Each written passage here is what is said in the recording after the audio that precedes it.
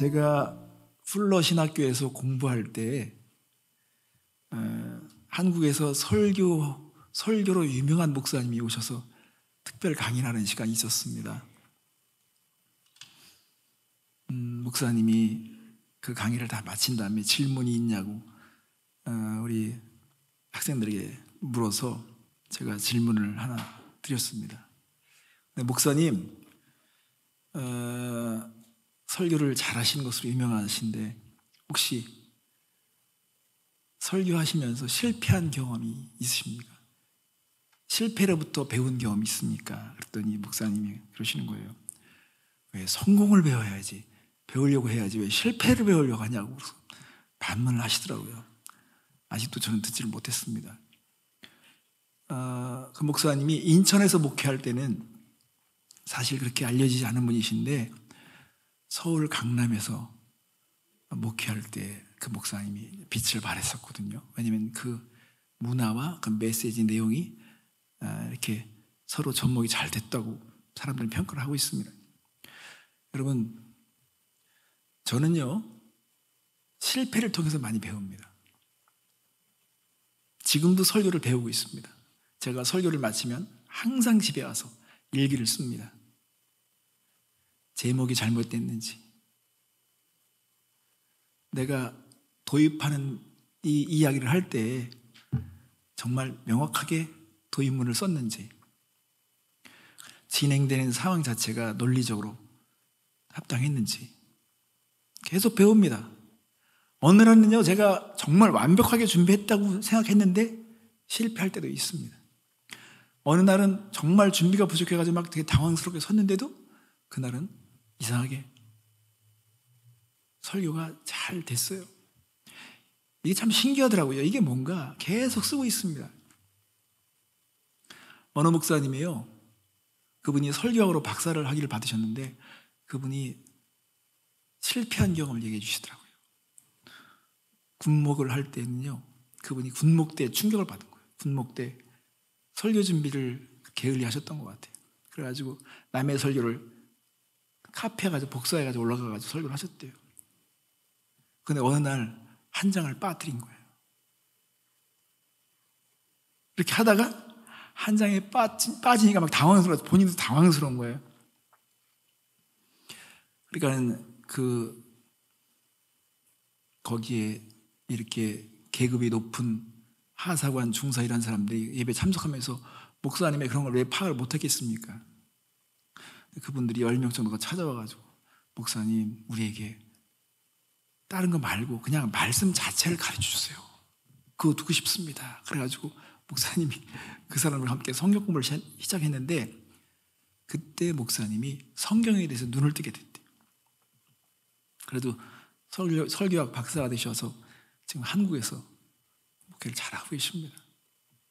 사람은 다 실패하는 과정 속에서 성장하고 또 성공을 경험하죠. 그래서 실패는 성공의 어머니라는 말도 있잖아요. 여러분, 솔로몬을 아는 사람들은, 진짜 아는 사람들은 솔로몬의 그 실패를 볼 수 있어야 합니다. 하나님을 알지 못하는 사람들은 솔로몬 그러면 그냥 지혜의 사람, 지혜의 왕이라는 것 정도만 알죠.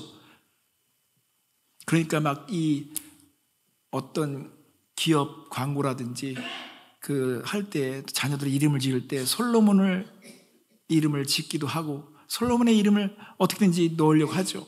그런데 역사적인 면에서 볼 때는요, 솔로몬은 실패한 왕입니다. 솔로몬 같은 왕은 나와서는 안 됩니다. 그래서 우리는 오늘 이 지상에서 가장 지혜로운 왕이었던 솔로몬이 왜 실패했는가, 왜 그런 결과를 맞이했는가, 오늘 그것을 여러분에게 전하려고 합니다. 여러분, 열왕기사 3장에 보면, 이 3장에 보면 솔로몬이 어떻게 지혜를 얻었는지에 대한 내용이 나오죠. 그리고 또 그 지혜가 얼마나 빛이 났는지 그 판례에 대한 사례까지 담겨 있습니다. 그러다 보니까 사람들은 거기에 다 관심이 갑니다. 와, 정말 대단하다. 근데 여러분, 우리는 3장 1절부터 3절 말씀을 읽으면서 솔로몬이 실패할 수밖에 없었던 그 조짐을 볼 수 있어야 합니다. 더 갈 필요가 없어요. 이 3장 1절부터 읽다 보면요, 우리는 거기서 멈춰서 해야 됩니다. 이거 약간 이상한 느낌을 받아야 됩니다. 그런 감각이 우리 속에 있어야 하는 것입니다. 자, 1절 말씀을 보겠습니다.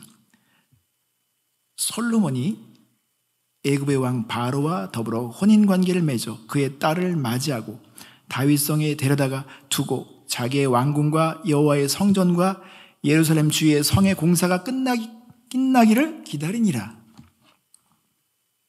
성도 여러분, 우리는 이 말씀을 읽을 때 좀 질문이 생겨야 합니다. 솔로몬이 애굽에 있는 바로의 딸과 결혼했다? 그렇다면 우리는 누구와 결혼했는지, 그리고 어떻게 해서 이 결혼을 하게 됐을까? 여러분, 사람이 무너지는 것은 갑자기 무너지는 것이 아니라 항상 어떤 타협이 시작되고 작은 선택으로 인해서 그것이 문제가 되기 시작하는 것입니다.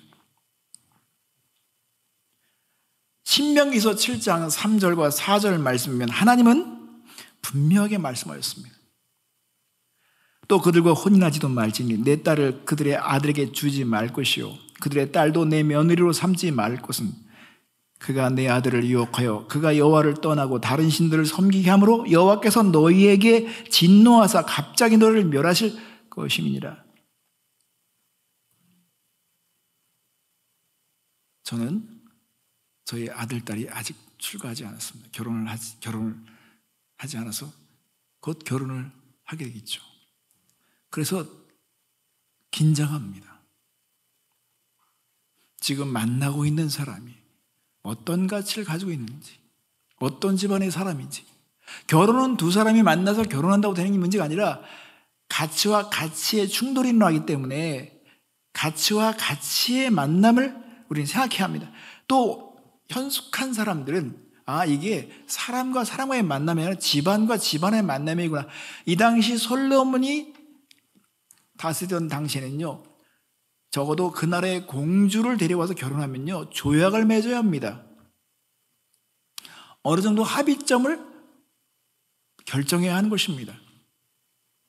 내 딸이 갔는데 내 딸이 믿는 신은 믿게 도와줘라. 내 딸이 어느 정도의 그런 어떤 안정감을 가질 수 있도록 돕기 위해서는 내 딸이 섬기던 신을 섬길 수 있게 해달라. 이런 조약도 있었겠죠. 여러분, 지혜로운 솔로몬은 미래를 내다볼 수 있는 그런 지력이 없었습니다. 하나님은 미래를 다 보시기 때문에 분명히 말씀하신 거예요.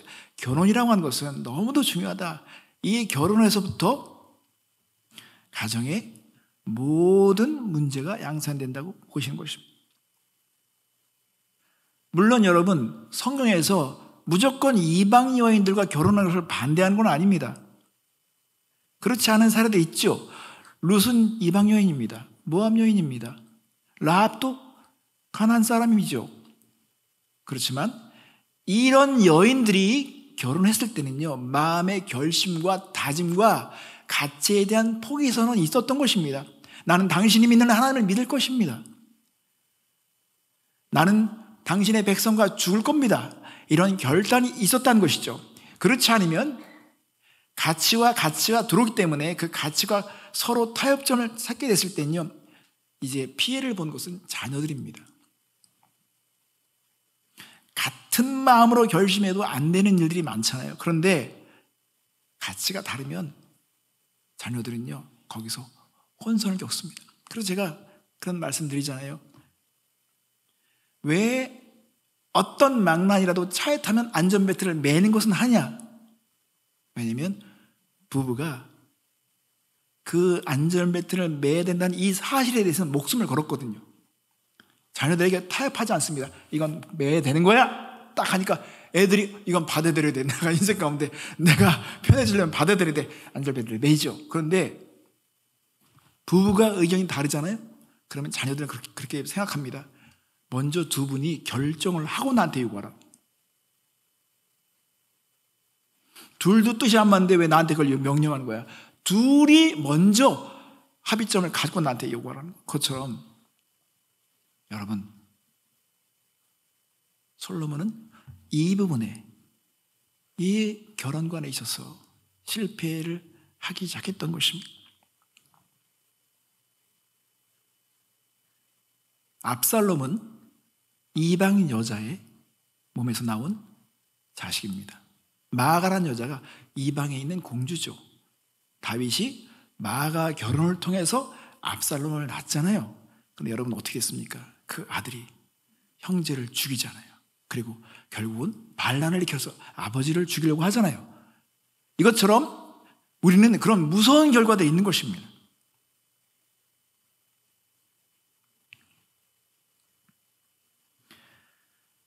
그런데 솔로몬은 11장, 여러분 열왕기상 11장 1절에 보면 이렇게 나와 있습니다. 솔몬 왕이 바로의 딸 외에 이방의 많은 여인을 사랑하였으니 곧 모압과 암몬과 에돔과 시돈과 헷 여인이라. 이 당시에 솔로몬이 엄청 유명해졌기 때문에요, 오늘날에 그런 진짜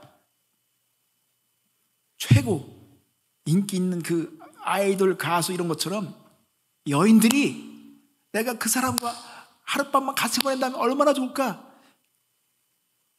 하룻밤만 같이 있으면 얼마나 참 좋을까? 얼마나 꿈 같을까? 그 지혜로운 왕과 함께 있으면 얼마나 영광스러울까?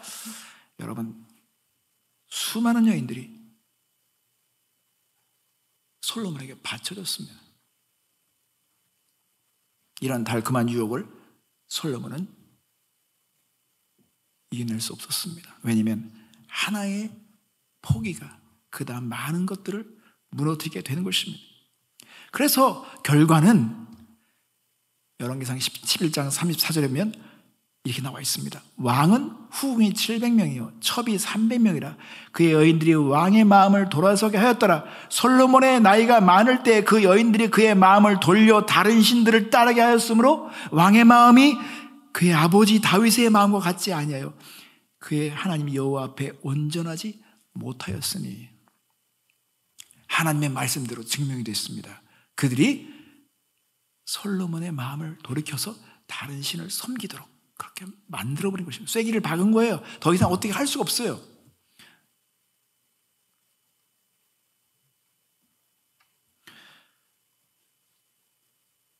그 이유를 다시 설명합니다. 열왕기상 11장 2절에 보면 여호와께서 일찍이 이 여러 백성에 대하여 이스라엘 자손에게 말씀하시기를 너희는 그들과 서로 통혼하지 말며 그들도 너희와 서로 통혼하게 하지 말라. 그들이 반드시 너희의 마음을 돌려 그들의 신들을 따르게 하리라 하였으나 솔로몬이 그들을 사랑하였더라. 여러분, 솔로몬은 자만했던 것입니다. 난 할 수 있어. 나는 컨트롤 할 수 있어. 나는 잘할 수 있어. 여러분, 인간은 약합니다. 그냥 정해진 거예요. 인간의 그 죄성은 정해진 것입니다. 그 누구도 예외가 없습니다. 어떤 사람도 초능력자로 보장된 사람이 없습니다. 하나님의 말씀을 어기면 여지없이 무너지게 되는 것이 인간인 것입니다. 결혼을 앞두고 있는 사람도 여기 한 명 있나? 예, 여러분, 항상 우리는 그래서 하나님의 말씀을 주의 깊게 살펴봐야 하는 것입니다. 두 번째로 솔로몬이 어디서 실패했습니까? 자, 2절과 3절 말씀을 보겠습니다. 그때까지 여호와의 이름을 위하여 성전을 아직 건축하지 아니하였으므로 백성들이 산당에서 제사하며 솔로몬이 여호와를 사랑하고 그의 아버지 다윗의 법도를 행하였으나 산당에서 제사하며 분향하였더라. 성도 여러분, 우리가 이 말씀을 읽으면 솔로몬이 여호와를 사랑했다는 말씀, 다윗의 법도를 행했다는 이 말씀을 읽다 보면 그 다음을 슬쩍 지나갈 수 있는데 우리는 또 주목해야 될 게 있습니다. 이거 분석해 봐야 됩니다. 성경 구절은요, 이 부분에 대해서 불만을 얘기하는 것입니다. 이 부분에 대해서 문제를 제기하고 있는 거예요. But 그런데 한 가지 여러분 기억하십시오. 솔로몬은 산당에서 제사하며 분향했다는 것입니다.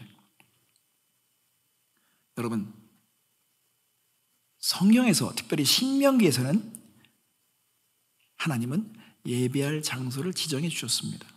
신명기 12장 5절과 6절 말씀에 보면 오직 너희의 하나님 여호와께서 자기의 이름을 두시려고 너희 모든 지파 중에서 택하신 곳인 그 계실 곳으로 찾아 나아가서 너희의 번제와 너희 제물과 너희 11조와 너희 손의 거제와 너희 서원제와 낙헌 예물과 너희 소와 양의 처음 난 것들을 너희는 그리로 가져다가 드리고 라고 했습니다.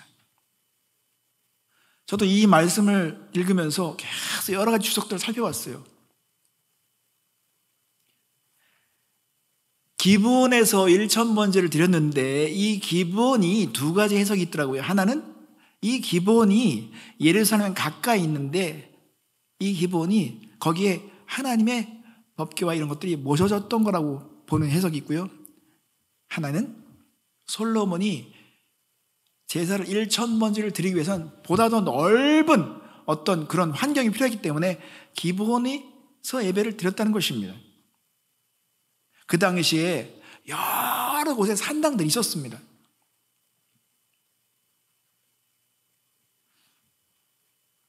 자, 그러면 두 가지가 다 문제가 있는 것입니다.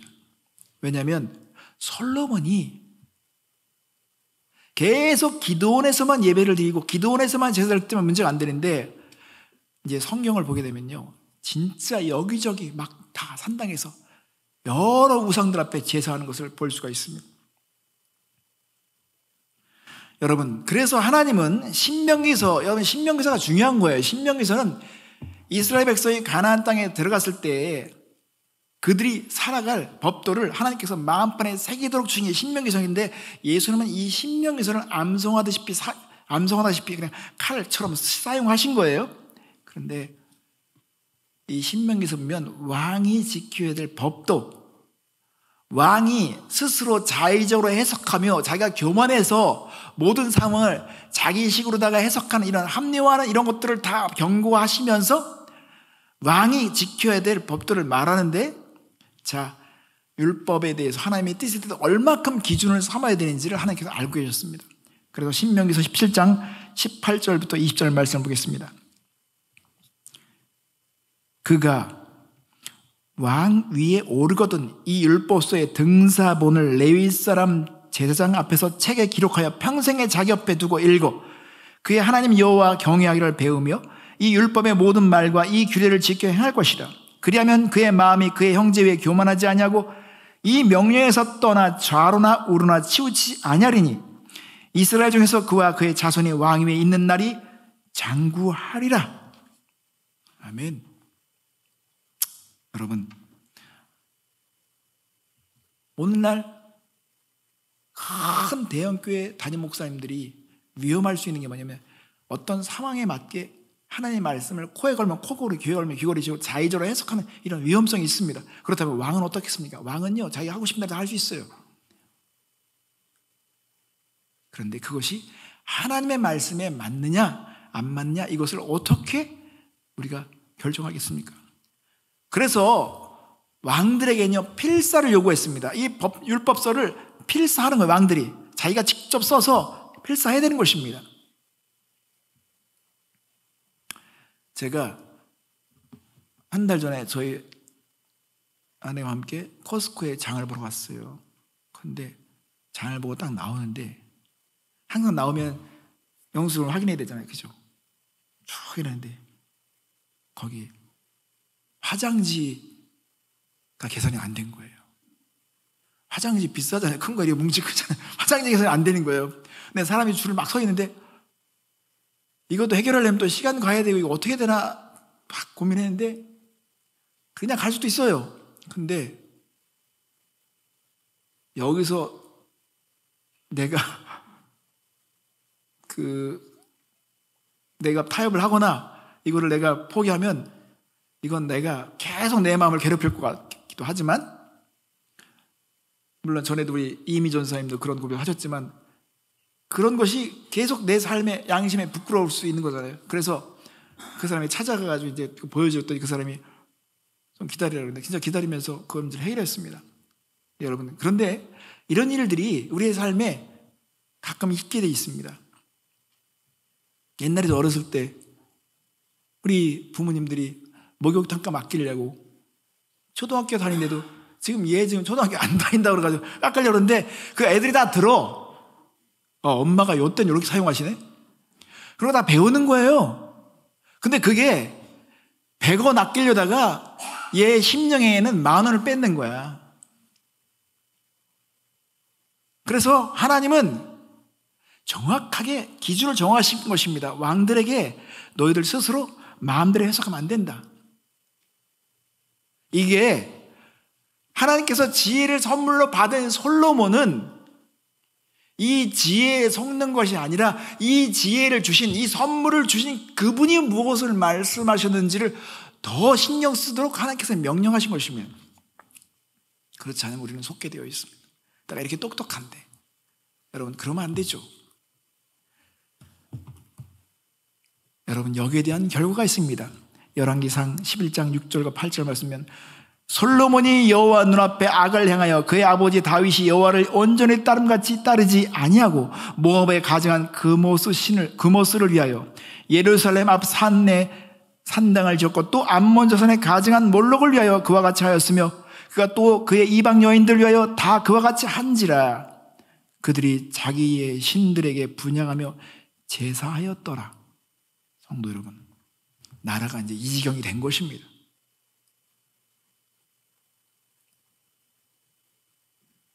이건 오늘날 우리의 모습과 유사한 모습이 있을 수 있습니다. 여러분, 우리가 어떤 돌발적인 상황에서는요, 하나님께서 그걸 받아들이고요, 그걸 이해해 주십니다. 왜냐하면 그 돌발적인 상황 때문에 그 마음의 동기와 그런 상황들을 하나님께서 받아들일 때가 있습니다. 여러분들이 교회 예배드리러 오다가 어느 날 돌발적인 상황이 생기죠. 큰 사고가 나거나 아니면 내 친구가 그 교통사고가 일어나는 상황을 내가 봤을 때 나는 예배드리러 갈 것이냐? 아니면 내가 그걸 도와야 될 것이냐 했을 때 그 상황에서는 어떤 선택이 옳을 것이냐, 그건 누구도 장담할 수 없습니다. 하나님은 그 상황에 있어서 그 사람의 그 마음의 동기를 받으시는 것입니다. 그렇지만 내가 한번 친구를 도와줘서 예배를 빠졌는데 보니까 내 삶에 아무런 일이 일어나지 않았어? 그럼 주의를 빠져도 되나? 이걸 자의적으로 해석한다? 그러면 그때부터 그 마음이 무너지기 시작한 것입니다. 우리는 코로나를 만났죠. 코로나의 그 현실 때문에 우리는 집에서 예배를 드리기 시작했습니다. 이것은 어쩔 수 없는 이 상황 자체를 우리는 다 이해할 수 있습니다. 그렇지만 여기에 유스도 내가서 내가 집에서 예배 드리니까 편하고 좋다, 좋은 설교 막 돌려가면서 볼 수 있네? 이게 우리의 삶의 큰 위기가 되었습니다. 한국은 여름 성경학교가 없어질 만큼 지금 그런 위기 가운데 코로나까지 겹쳐서요, 이 주일학교 진공 상태, 그 2, 3년 동안 교회에 와서 드려본 예배가 없었던 거예요, 이 아이들이. 그러니까 이제는 자의적으로 해석하는 거예요. 엄마, 왜 그래? 나 집에서 예배 드리는 걸 그때 허락해놓고. 아니죠. 여러분, 성경은 분명히 말씀하고 있는 게 있습니다. 뭐 좀 유명한 목사님이 나와 유튜브에서 이러쿵저러쿵 얘기를 해야지 막 혼란을 빚어 더. 어떤 사람은 이렇게 얘기하고 어떤 사람은 이렇게 얘기하고. 여러분, 그 사람의 얘기가 중요한 것이 아니라 하나님이 무엇라고 말씀하셨는지 우리는 살펴봐야 하는 것이죠. 우리는 영적인 면에서는요, 미니멀리즘이 되면 안 됩니다. 내가 요 정도까지만 믿으면 되지, 요 정도만 알면 되지, 내가 요 정도까지만 내가 힘쓰게. 여러분, 절대 그건 그럴 수는 없는 것입니다. 솔로몬은 예배를 더 알고자 했어야 됩니다. 왜? 이렇게 하나님께 은혜를 주셨다면 그 은혜를 주신 하나님이 어떤 분인지 알아가자. 그러면 더 영광스러움을 가졌겠죠. 그러나 솔로몬은 자신의 그 지혜가 자신의 강점이면서도 이게 그의 약점이 되었습니다. 여러분, 이런 것입니다. 강점은요, 약점이 될 수 있습니다. 지혜로우니까 내가 다 아니까 하나님에 대해서 더 알아보고자 하는 갈급함과 그 절박한 심령이 없은 것입니다.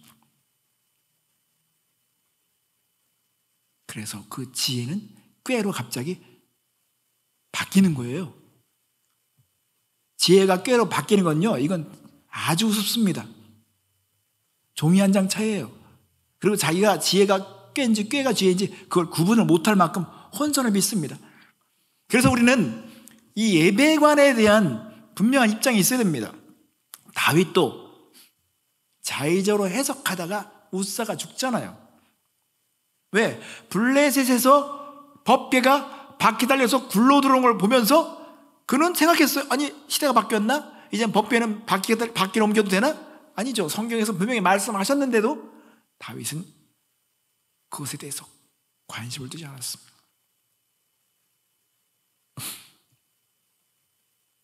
성도 여러분, 우리는 그래서 예배를 계속 알아야 되며 하나님을 계속 알아가야 됩니다. 이것이 멈추는 순간 우리는 우리의 꾀에 넘어가게 되어 있습니다. 한 가지 더 살펴보겠습니다. 여러분, 솔로몬이 이렇게 여기저기 산당에서 분향하도록 하고 이제는 자기가 감당 못해요. 여인들이 막 1000명이나 되니까 길 가다가 자기 와이프 만나도 누군지 몰라서 헷갈려.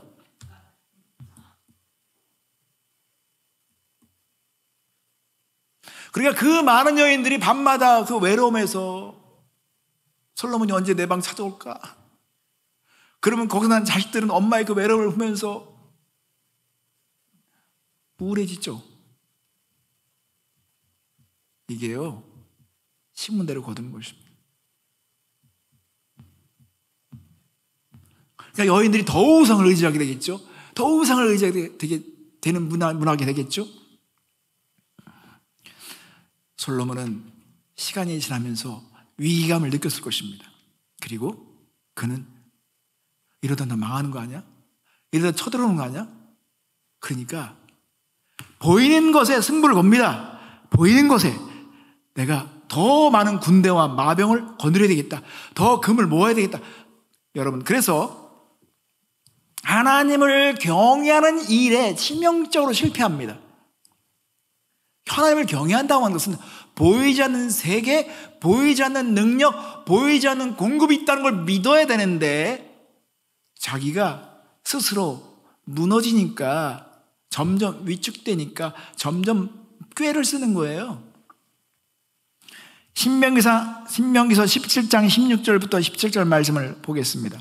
그는 병마를 많이 두지 말 것이요 병마를 많이 얻으려고 그 백성을 애굽으로 돌아가게 하지 말 것이니 이는 여호와께서 너에게 이르시기를 너희가 이후에는 그 길로 다시 돌아가지 말 것이라 하셨으며 그에게 아내를 많이 두어 그의 마음이 미혹되게 하지 말 것이며 자기를 위하여 은금을 많이 쌓지 말 것이라.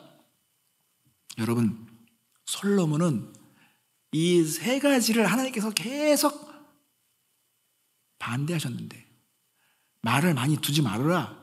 그러니까 그 군대를 의지하는 거 아니냐? 여자를 많이 두지 말아라. 금은보화를 네가 많이 두지 말아라. 그러니까 결국은 명예욕 이런 것들, 그가 솔로몬이 가지고 있는 이 우상들이 막 우글거리는 것이죠. 이 성경 구절로 증거를 대자면요, 너무 많기 때문에 핵심적인 걸 말씀드리는 것입니다. 여러분, 솔로몬은요, 이 금과 은이 막 사람들이 올 때마다 지혜를 알고 싶어서 금과 은 쌓아가지고 오는 거예요. 그러니까 이 금과 은이 막 처치올라냐. 그러니까 금으로다가 막 방패를 만들고, 그래가지고 금방패가 200개, 은방패가 300배 열심히 만들어요. 결국은 그 모든 것들을 다 빼앗기죠. 남을 위해서 다 좋은 일을 하는 것입니다. 열왕기상 10장 26절 27절 말씀을 보면요, 솔로몬이 병거와 마병을 모음해 병거가 1400대요 마병이 12,000명이라 병거성에도 두고 예루살렘 왕에게도 두었으며 왕이 예루살렘에서 은을 돌같이 흔하게 하고 백향목을 평지에 뽕나무같이 많게 하였더라. 솔로몬은요, 점점 이상한 사람으로 변해가는 것입니다. 이 사람이 정말 지혜로운 사람인지 구분이 안 될 만큼 이상한 사람으로 변한 것입니다.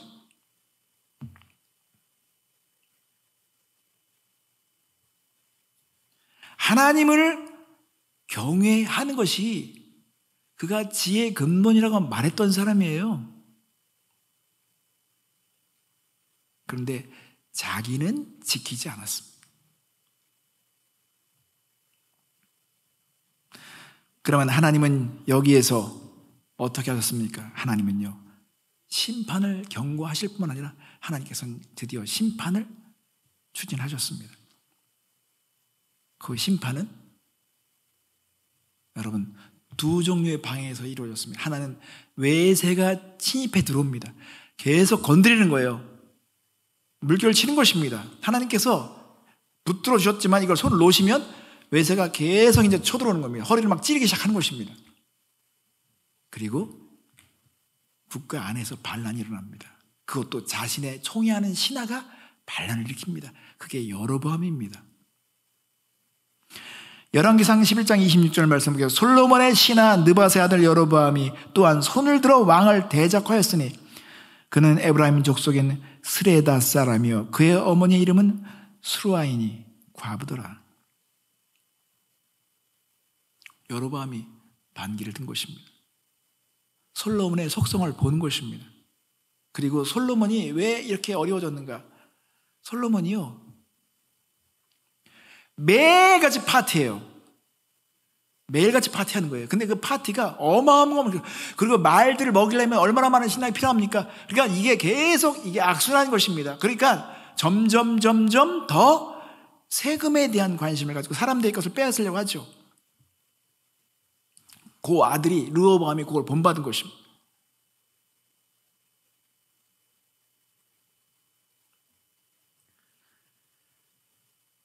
열왕기상 11장 33절 말씀면 하나님께서 심판할 수밖에 없는 상황들, 그 지경들을 고발하는데요. 이는 그들이 나를 버리고 시돈 사람의 여신 아스다롯과 모압의 신 그모스와 암몬의 자손의 신 밀검을 경배하며 그의 아버지 다윗이 행함과 같이 아니하여 내 길로 행하지 아니하며 나 보기에 정직한 일과 내 법도와 내 율례를 행하지 아니함이니라. 솔로몬이 전도서를 쓴 것은요, 자기를 빗대서 쓴 것입니다. 어떤 허무한 인생, 그것을 빗대서 쓴 것입니다. 그렇게 많은 걸 추구하고 뭐 해봤지만 안 됐구나, 허무하다, 자기를 빗대서 말한 것입니다. 솔로몬은 인생에서 실패했습니다. 그리고 그 민족에게도 정말 가슴 아픈 것을 안겨주었습니다. 결국은 그 아들 르호보암이 아버지께 배운 게 별로 없으니까 그가 자기 친구들과 협의해가지고 막 그 지혜로운 사람들의 그 조언들 막 무시하고 막 복종을 하고 막 빼앗고 그러니까 결국은 명분을 가진 여로보암이 10지파를 거느리고 분열되잖아요. 성도 여러분, 이게 먼 얘기가 아니라 우리의 삶에서도 계속 진행되고 있는 이야기인 것입니다. 여러분, 우리는 이 가치에 대한 이 문제에 대해서 얼마큼은 성경적인 입장이 준비되어 있습니까? 우리가 또 자녀들 앞에 자녀들을 키우고 있고 자녀들을 이제 앞으로 결혼을 시켜야 되는데 우리가 성경으로 철저히 입장에 서지 않으면요, 결국은 타협점을 찾게 되어 있습니다. 솔로몬이 애굽 왕의 공주와 결혼했다. 그건 세계의 결혼이겠죠. 사람들이 막 부러워하겠습니다. 와, 바로의 딸과 결혼하다니. 하지만 우리는 그런 결혼식을 보면서도 슬픈 마음이 있어야 되는 것입니다. 선지자들은요, 괴로워하는 것입니다. 이건 아닌데.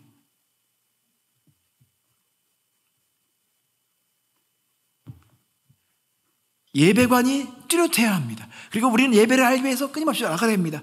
여러분, 예배가 항상 고정적이며 고리타분한 그런 예배에 멈춰서는 안 되겠죠. 끊임없이 우린 예배를 개혁해 가야 되며 예배가 변형되어야 되는 것은 맞습니다. 그런데 우리가 그 예배가 변형되어 있어서 몇 가지 확인해야 될 기준이 있습니다. 정말 이렇게 했을 때 우리 예배는 더 영적으로 성숙하며 더 강해지는가? 우리가 하나님에 대한 더 헌신이 더 강해질 수 있는가? 이게 덕이 되는가? 사람들에게 장려할 수 있는 예배인가? 이런 것에 대한 분명한 입장이 있어야 되는 것이, 그냥 나 좋게도 내 편한 대로 예배한다. 그것은요, 그 예배가 우리 후대에게도 그렇고요, 치명적인 유산을 물려주는 것입니다. 그러니까 몸은 항상 편하기를 요구하죠. 더 자고 더 눕고 더 편해지기를 요구하는 게 인간의 육의 본능이죠. 그렇기 때문에 영은 더 깨어서 몸을 막 다스리고 복종시키고 지배해야 되는 것입니다. 그래서 예배의 가장 중요한 정신은 자기 부인입니다. 나를 부인하고 바쳐 올려드리는 게 예배의 정신이에요. 그거를 모리아산에서 하나님께서 그것을, 이삭을 바치는 아브라함을 보면서 그때 네가 나를 정말 경외한다는 걸 봤다. 이게 예배의 정신인 것이죠. 그러면 그렇게 예배들을 드릴 때 여호와 이레 하나님을 경험하면서 새로운 계시에 눈을 뜨는 것입니다.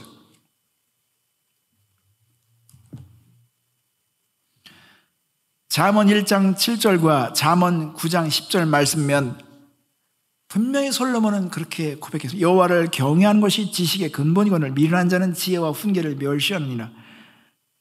솔로몬은 하나님의 지혜를, 하나님의 교훈을 멸시했습니다. 여호와를 경외하는 것이 지혜의 근본이요 거룩한 자를 아는 것이 명철이니라. 거룩하신 자를 아는 것이 명철이라고 말하면서 하나님을 알아가는 데 힘쓰지 않았습니다. 성경 어디에도 솔로몬이 하나님을 아는데 골몰했다는 구절이 없습니다. 이미 똑똑하니까, 이미 지혜로우니까 그는 그의 장점이 그를 무너뜨렸습니다.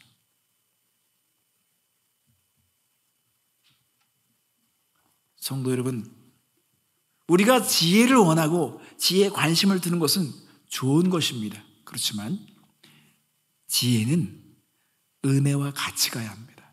은혜를 입어야 합니다. 그래서 예수님은 누가복음 2장 보면 예수님이 잘하실 때 편한데 지혜가 잘한다고 말하면 하나님의 은혜가 그 위에 있다고 말했습니다. 선물을 주신 분을 잊어버리면 은혜가 떠납니다. 솔로몬은 하나님의 은혜를 입지 못했습니다. 하나님께서 두 번이나 나타나셔가지고 계속 경고하시고 염려해 주시고, 네가 이 성전을 짓는데 이렇게 신경을 많이 쓰는데 내가 한 가지 말할 게 있어. 오늘 우리 본문 말씀인 거예요. 말할 거 있어. 네가 이 성전에 거주할 나 잊으면 안 돼. 내 말을 잊으면 안 돼. 이게 건물이 중요한 게 아니야. 내가 여기에 거하기를 원한다면 나를 생각해야 돼. 내 말을 더 경청하고 경외해야 된다. 이렇게 말씀해 주시는 거죠. 근데 여러분, 솔로몬은요, 하나님의 성전을 짓는데 7년, 자기 집을 짓는 데는 14년을 걸렸습니다. 그러니까 인생의 절반을 집 짓다가 시간 다 버는 것입니다.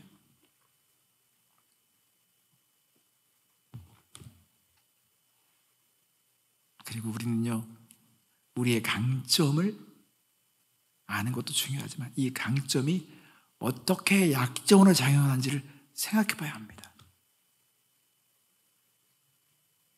솔로몬은 기도하지 않았습니다. 생각을 많이 했습니다. 솔로몬은 예배를 드렸지만 시간이 지나면서 예배를 그냥 해치우는 사람이 됐습니다. 적당한 선에서 예배를 했겠죠. 성도 여러분, 우리는 하나님을 알아가야 합니다. 그리고 진짜 하나님을 경외하는 사람들이 되어야 합니다. 눈에 보이는 것이 전부가 아닙니다. 지금 우리가 이 세상을 보세요. 밝혀지는 진실이, 이 밝혀지는 보이지 않는 것에서 나오는 이 엄청난 가능성들을 보잖아요. 어떻게 사진이 어디로 날아들어가고 내 핸드폰으로 들어오지? 보냈다 그러는데 핸드폰으로 내가 사진이 일로 들어오잖아요. 지금 어디로 들어오는 거야 이게? 이 보이지 않는 것에서 벌어지고 있는 이 엄청난 미진한 가능성을 보잖아요.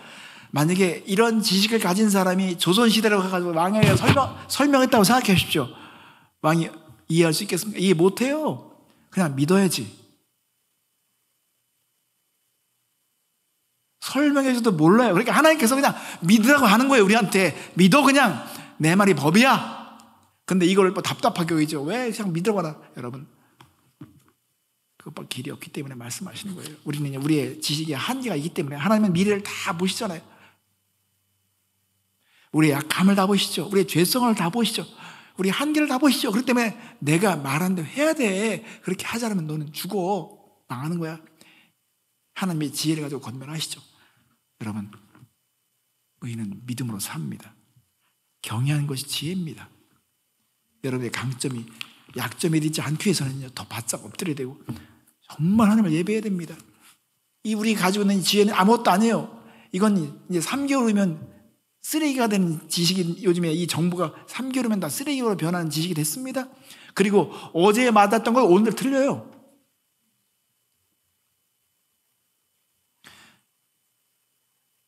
카메라 회사만 해도 카메라가 회사가 여러 인데 지금 시점에는 이게 최고의 최적화된 가장 좋은 카메라라 말하지만 그 다음 때를 새로운 게 딱 나오면요, 이 말이 거짓말이 돼버려요. 세상이 변하니까 이렇게 되는 거잖아요. 우리는 매일 겸손해야 합니다. 모른다고 해야 돼요. 그리고 하나님을 의지해야 돼요. 그래야 우리는 넉넉히 이길 수가 있습니다. 솔로몬의 이 실패를 통해서 분명한 교훈을 얻고 이것으로 마음에 정말 여러분들이 부여잡아서 우리 가정들을 하나님의 가치로 세워가는 여러분 되셨으면 좋겠습니다. 함께 기도하겠습니다.